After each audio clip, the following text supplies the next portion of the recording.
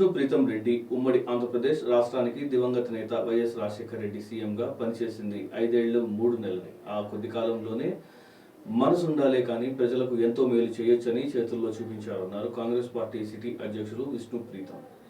YS జయంతి సందర్భంగా కడప జిల్లా Congress party కార్యాలయంలో ఏర్పాటు చేసిన కార్యక్రమంలో ఆయనకు పూలమాల వేసి నివాళులర్పించారు. ఈ సందర్భంగా ఆయన విలేకరులతో మాట్లాడుతూ వ్యవసాయానికి ఉచిత విద్యుత్, ఆరోగ్యశ్రీ, ఫీజు రియంబర్స్మెంట్, పొదుపు సంఘాల మహిళలకు పావలా వడ్డీ రుణాలు, అర్హులందరికీ ఇల్లు వంటి విప్లవాత్మక పథకాలు, సాగునీటి ప్రాజెక్టులు, రహదారులు, పేదలకు పక్కా ఇళ్లు వంటి పథకాలతో సమగ్ర అభివృద్ధి వైపు ఎలా పరిగెత్తించవచ్చో దేశానికి చాటి చెప్పారన్నారు. మహానేత మరణించి 15 ఏళ్లు అవుతున్నా ఇప్పటికీ ప్రజలు నమ్మలేకపోతున్నారన్నారు. వైఎస్ఆర్ అనే పదం వినగానే స్వచ్ఛమైన చిరునవ్వు మన కళ్ల ముందు సాక్షాత్కరిస్తున్నారు.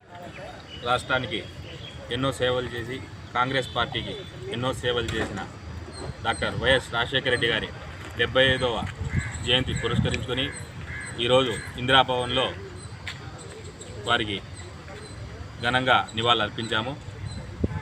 రాజశేఖర రెడ్డి గారు అనేవారు ఒక వ్యక్తి కాదు. కాంగ్రెస్ పార్టీ ఎంతో ఇబ్బందుల్లో 10 సంవత్సరాలు అధికారంలో లేనప్పటికీ తన పాదయాత్రతో చెరగని ముద్ర వేసి ప్రజలలో మమేకమై కాంగ్రెస్ పార్టీని తిరిగి అధికారంలోకి తెచ్చిన ఒక మహోన్నత వ్యక్తి. ఆరోగ్యశ్రీ కానీ, 108 కానీ, ఫీజు రియంబర్స్మెంట్ కానీ, ఇలా ఎన్నో పథకాలను రాజశేఖర రెడ్డి గారు ప్రజల గురించి ఆలోచించి ప్రజలకు ఎంతో మేలు చేయాలనే ఉద్దేశంతో ఆ యొక్క పథకాలను తీసుకొచ్చిన వ్యక్తి. అటువంటి వ్యక్తి ఇవాళ మన మధ్య లేకపోవడం కాంగ్రెస్ పార్టీకి కాదు, ఆంధ్రప్రదేశ్లోని ప్రతి ఒక్కరికి ఎంతో నష్టం కలిగించింది.